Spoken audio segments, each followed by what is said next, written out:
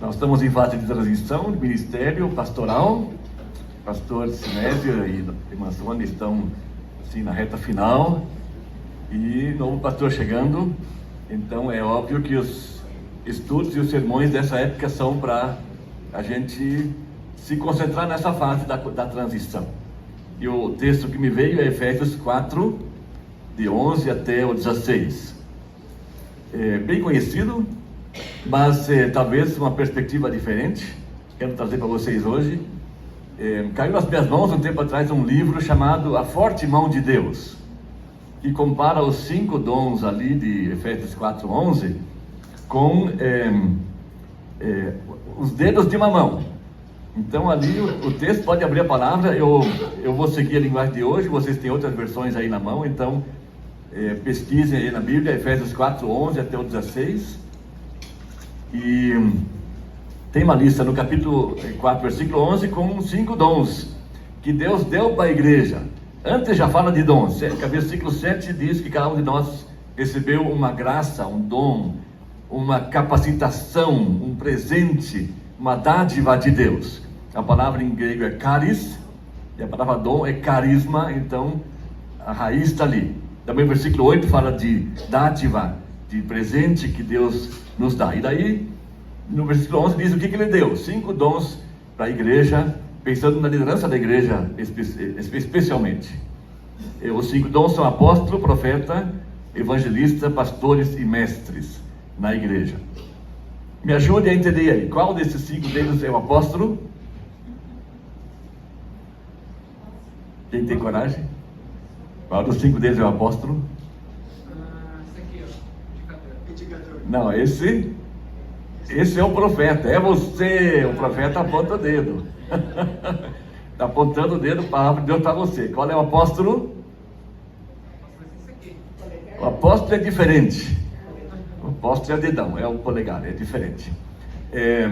E também em termos de dons, dotação, ele é diferente. A gente pensa no apóstolo Paulo, que tinha assim, visão distante, em termos geográfica, em termos de doutrina, em termos de tempo, visão distante. Então eu gosto de dizer assim que apóstolo é alguém que tem ideias, estratégia, pensamento, planos, projetos, alguém que vê coisas que os outros não estão vendo. Então esse é o primeiro dom aqui. Geralmente é um fundador de igreja, um plantador de igreja, mas não precisa ser só isso, já vou explicar por quê. Então o apóstolo é esse, o profeta é o indicador, apontando o dedo, porque ele traz palavra de Deus para as pessoas, ele é o porta-voz de Deus, e ele vai, às vezes, ter que apontar o dedo para alguém, não é? Qual dos dedos é o pastor? 2 já temos aqui, desses 3, qual é o pastor? É o do meio? É o anular, é o do anel. Por quê? Porque tem a ver com coração, com afeto, com abraço, com acolhimento. Pastor é aquele que visita e sente com as pessoas o que está acontecendo. Então esse é o dom do pastor. Aí sobrou mais 2. O mestre é o do meio. Esse é o dedo mais forte da mão, o do meio. O mestre da segurança, da firmeza. E aí sobrou o pequeno mindinho para o evangelista. Mas geralmente o evangelista é o primeiro que encosta em algum lugar. Você vai pôr a mão, o dedinho é o primeiro que encosta, então faz sentido que o dedinho, o mindinho seja o evangelista. A ideia aqui é a seguinte: o pastor Felipe que vem, ele não vai ser essas 5 coisas. Ele teria que ser o apóstolo Paulo para ser as 5 coisas, ou mais que o apóstolo Paulo. Acho que nem o apóstolo Paulo não era as 5 coisas. Então vai ter que ser tarefa nossa da igreja descobrir qual dos 5 ele é o mais forte, e daí os outros 4 sobram para a gente completá-lo. E essa é a ideia desse texto. Pode ver o versículo 12 em seguida. Deus deu esses 5 dons para a igreja para preparar o povo de Deus para o serviço, para treinar o povo de Deus para o serviço, para aperfeiçoar os crentes para o serviço. Então a gente tem a tendência de achar que o pastor tem que fazer tudo porque a gente paga ele, mas nós estamos pagando ele para ser o nosso técnico. Pensa num jogo de futebol. Eu pedi pro pessoal da produção ali atrás colocar algumas fotos. Então Podem achar ali, ó, como é que funciona a parceria entre pastor e igreja. E aí a primeira foto é a foto de um jogo de futebol. Eu não escolhi nem Atlético, nem Curitiba, nem Tubarão, porque eu não quis assim puxar a sardinha para nenhum lado. Então coloquei 2 aí, de qualquer time. Mas a ideia é que o pastor seja como um técnico de futebol, alguém que treina o time para jogar. No domingo à tarde, quem joga não é o técnico. Ele treinou o time durante a semana, mas na hora de jogar, quem joga são os 22, 11 de cada lado. O técnico ele pode bater uma bolinha no sábado à tarde, mas na hora do jogo mesmo, não é ele que joga. Então, se a gente conseguir entender essa parte, a nossa cabeça vai estar muito bem preparada para o novo pastor que vem. Ele tem a função de nos treinar para o trabalho, para o serviço, para o ministério cristão. Então, pense assim, se o pastor Felipe que vem tem dom de mestre, de ensinador, então vão faltar outras características para ele. E aí a gente pode entrar na brecha, a gente vai pensar, bom, eu não sou apóstolo, e dificilmente alguém aqui vai dizer que tem dom de apóstolo, não é? Mas alguém aí que tenha ideias, pode ajudar com ideias, com estratégias, com sugestões, vão ser sempre bem-vindas. Se não forem, pode dar um puxão de orelha nele, que tem que receber bem as ideias que vêm. Alguém aqui, se ele for bom ensinador, talvez ele não tenha muito dom pastoral. O que é um dom pastoral? Você pode ver dos membros da igreja, irmãos aqui, quem é que sempre tem gente em casa para o almoço? É um acolhedor, é alguém que tem o coração aberto para as pessoas, sensibilidade, abraça, acolhe. Esse é o dom pastoral. O irmão da Úrsula tem esse dom, ele sempre tem gente em casa, às vezes 10, 15 pessoas com um churrasquinho, às vezes só 2 casais. Então temos várias com dom de pastor aqui na igreja. Ninguém vai dizer que tem esse dom de pastor, mas ele se manifesta. A gente não tem usado os nomes corretamente. Nem todos que são chamados de pastor e têm título de pastor têm dom de pastor. Às vezes é um bom evangelista, ou um bom pregador, que seria mais o profeta talvez. Eu tive um colega de faculdade que me chamou para trabalhar com ele. Hans, vem trabalhar comigo. Eu sou evangelista, eu sei encher a igreja, depois não sei o que fazer com eles.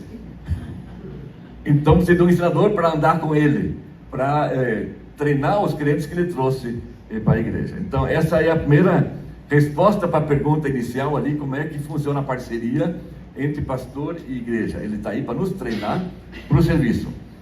E todos nós podemos fazer alguma coisa. Então não é só para sentar no banco e esquentar esses bancos aí que são confortáveis, mas pensar o que eu posso fazer. São 5 dons que tem aí.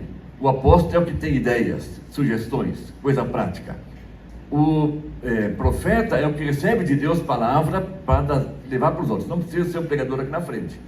Ele pode ser entre um e outro. Algum amigo que tem uma palavra que, eu acho que Deus tem uma palavra para você, eu vou te dar uma palavra de vida, não uma palavra de morte, palavra de vida, para edificar a pessoa. O mestre é o que gosta de explicar. Podem já ver que o meu está por ali, não é? Eu gosto de pegar um texto, destrinchar e explicar. Também você tem esse dom, esse talento. Dá para usar dentro da igreja, nas salas excomunical, na excomunical aqui dos adultos e jovens de manhã às 10, ou na sala das crianças, funciona muito bem. O dom de pastor, já expliquei, que tem o coração e a casa aberta. E o evangelista é aquele que tem facilidade para evangelizar outras pessoas. É só, entra no Uber, vê o cara de gravata e já pergunta, está indo para a igreja? Tem gente que tem esse jeito, não é? Se eu tentasse fazer uma cruzada evangelística, acho que nem meus irmãos, meus parentes não iam no ginásio. Mas alguns têm dom para isso. Então, todos nós aqui pode ter qualquer um desses dons, e a gente não precisa pedir licença para usá-los. Se quiser usar aqui dentro, é bom perguntar para o pastor, onde é que eu posso ajudar? Mas às vezes a gente tem ideias e Deus vai nos dando motivação e despertando para fazer coisas que não são aqui dentro. Mas essa é a primeira resposta. O jogo de futebol está aí. Nós não estamos pagando o pastor para ele jogar. Nós estamos pagando o pastor para ele ser o nosso técnico. E podem ver nos times de futebol aí, e os técnicos sempre são os mais bem pagos. Às vezes 1 milhão por mês, é muita grana que esses técnicos ganham. Também são muito espertos, porque eles vivem despedidos, daí já faz um pé de meia com o próximo e tal, mas isso é outro assunto aqui. Então a primeira resposta, como é que funciona a parceria do pastor com a igreja, é essa aí. Ele está aí para nos treinar para o serviço. para o ministério. No versículo 16, no fim, fala isso: se no corpo cada parte funciona bem, o corpo todo cresce e se desenvolve por meio do amor. A edificação é a palavra que está ali no fim desse texto. A ideia do desenvolve, nas outras traduções fala em edificação. Nós estamos aqui construindo um prédio, edificação é um edifício, não é? Mas a ideia é de corpo, nós estamos fazendo um corpo crescer. E já vamos falar um pouco mais sobre isso. O segundo aspecto que esse texto fala, e os versículos 13, 14 e 15 parecem um pouco confusos, tem muitas palavras difíceis aí, vou tentar concentrar nos mais importantes. Uma palavra que se destaca é a palavra unidade. Versículo 13: desse modo todos nós chegaremos a ser um.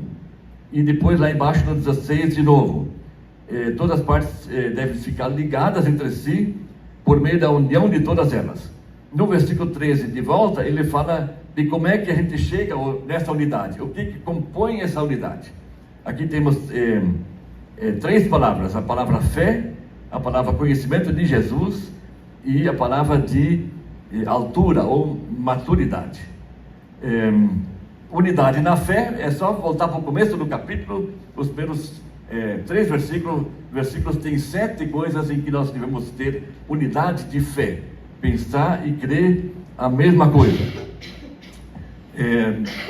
7 coisas que a gente não pode divergir.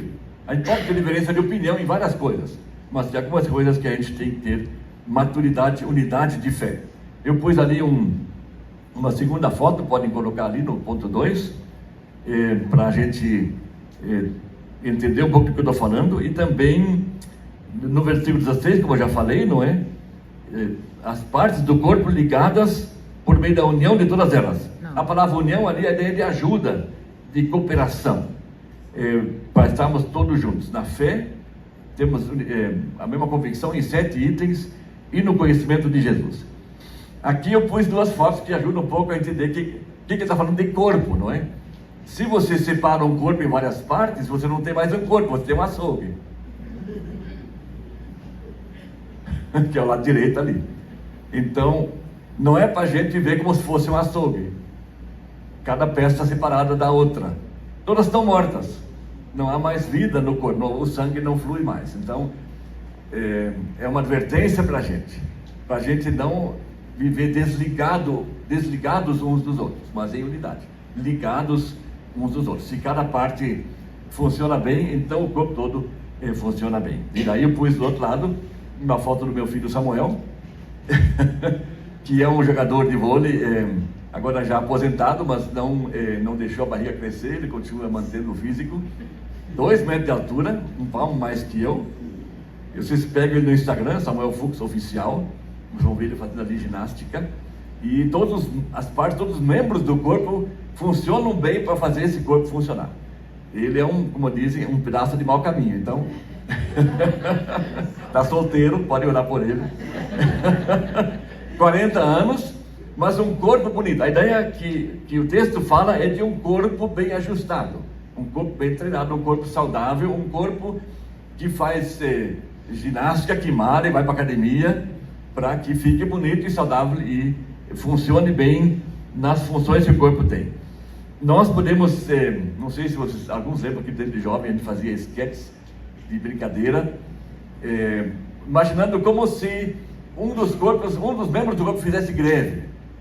Hoje o corpo diz, hoje o estômago diz: não quero trabalhar hoje, vou fazer greve, nada vai passar por aqui. E daí o corpo não funciona, não é? O braço diz: não, hoje eu vou fazer greve, não vou fazer nada, não vou escrever, não vou levar comida para a boca, não, hoje eu estou de greve. Então, o corpo não pode funcionar desmembrado desse jeito, ele tem que estar unido e ligado. Então, meu filho Samuel está aí como modelo para vocês olharem como é que é a ideia da unidade e da maturidade do corpo como igreja. Então, que a gente possa entrar nessa porta nos domingos à noite, vendo o nosso grupo aqui como uma unidade, como uma cooperação, um corpo que funciona em conjunto. Que a gente possa olhar um por um para os membros mais velhos, mais jovens, as crianças, como parte do nosso corpo. E nós, como parte deles, o que eu posso fazer para ajudar? Qual é o talento, a capacidade, o dom que Deus me deu para eu participar? E daí temos um terceiro ponto que faz parte dessa ideia da parceria entre pastor e igreja. A função do pastor é levar a igreja à maturidade. E aí, uma terceira foto, ele, versículo 14, fala que ele não pode mais ser como criança, arrastado pelas ondas e empurrados por qualquer vento de ensinamentos de pessoas falsas. Essas pessoas inventam mentiras, trapaças, armadilhas, e por meio delas levam outros para caminhos errados. E eu fiquei pensando, como é que é uma criança, não é? Nós não devemos, outros lugares da Bíblia diz que a gente deve ser como criança, mas aqui diz que a gente não deve ser como criança. O que a criança faz? Volta lá na foto. A criança põe tudo na boca. Você deve ter ouvido falar, ou talvez aconteceu já com vocês, de criança que põe até gilete na boca, põe moeda na boca, engole a moeda, depois tem que esperar sair, ou leva no médico para tirar, ou sei lá. A criança, ela tem uma idade em que ela avalia as coisas pela boca. Acha no chão, não interessa se está sujo, está limpo, ela não sabe, não quer saber, ela põe tudo na boca para sentir o gosto e o tamanho e avaliar o que é aquilo. E tem gente que é assim depois de adulto também, põe tudo na boca. E a gente ouve cada besteira por aí e a gente admira que as pessoas correm atrás, especialmente na internet, nas redes sociais, os influencers evangélicos. Muitos são bons, edificantes, eu sigo vários no Instagram, mas tem alguns que falam cada bobrinha que você pensa, como é que tem gente seguindo esse cara? E o pessoal vai atrás dele. Então, há uma advertência aqui para a gente, que a gente nunca vai crescer se a gente continuar colocando coisa na boca. Pode até piorar em termos de saúde e vir a morrer mais para frente. Então, advertência aqui para a gente não pôr tudo na boca. A gente tem que ter qualidade de conhecimento bíblico, e por isso no versículo 13 ele fala da unidade na fé e no conhecimento de Jesus, para podermos amadurecer, para essa criança poder crescer e não ficar mais no chão ali, pondo tudo na boca. Só assim nós seremos uma igreja saudável, que tem capacidade de avaliar o que vem por aí, lá fora e aqui dentro também. O alvo é sermos, e aqui aparece duas vezes a expressão, da altura de Cristo. No versículo 13, no fim fala isso, e no versículo 15 fala isso, que a gente alcance a altura de Cristo. A foto do Samuel está lá, meu filho tem 2 metros de altura, então pode ser um bom alvo, né? Eu quero ser da altura do Samuel, em termos físicos, e o corpo que ele tem também, né? Mas em termos espirituais, é para a gente ter o objetivo de ser da altura de Cristo. Vocês conhecem muito bem Romanos 8, 28, a gente gosta de repetir, e todas as coisas colaboram para o bem daqueles que amam a Deus, que foram chamados segundo o seu propósito. Ele faz ponto ali, e ali não tem ponto. O versículo 29 continua, para sermos cada vez mais parecidos com Jesus. E essa é a ideia, que a gente cresça em maturidade, deixe de ser criança que engole qualquer coisa, para sermos cada vez mais firmes e fortes interiormente, e cada vez mais parecidos com Jesus. Não sei se já aconteceu com vocês, mas para mim já aconteceu algumas vezes. Por exemplo, nós estamos agora 5 anos de volta em Londrina, e quando chegamos a gente tinha que mobiliar nosso apartamento, e aí lembro que a gente foi procurar sofá. A Úrsula queria um sofá desses que você aperta o botão e sai a parte de baixo, assim, bonitinho, né? E aí fomos ver preços há 5 anos atrás, 14 mil, 12 mil e tal. Claro que não compramos, né? Mas a mulher não queria perder o cliente, então ela disse, olha, mas a gente pode fazer uma venda assim, sem nota, daí pode dar um desconto maior no preço.